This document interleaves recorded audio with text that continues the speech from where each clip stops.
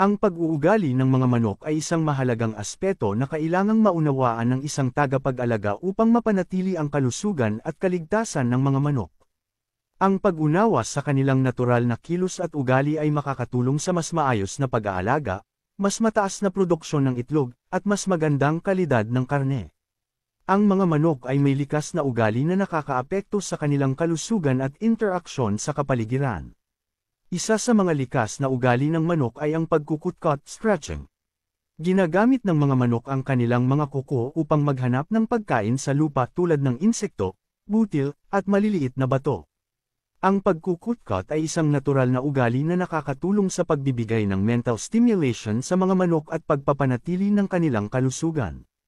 Para mapanatiling masaya ang mga manok, bigyan sila ng espasyo sa lupa o dayami na maaaring paglaruan at pagkutkutan. Ang pekang o pagtuka ay isa ring natural na ugali ng manok.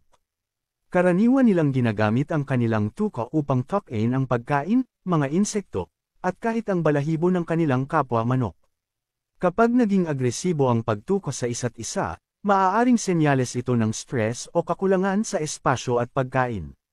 Para maiwasan ang agresibong pagtuka, siguraduhin na may sapat na espasyo ang mga manok sa kulungan at may sapat na pagkain upang hindi mag-agawan. Ang mga manok ay may likas na hierarchical na ugali na tinatawag na pecking order.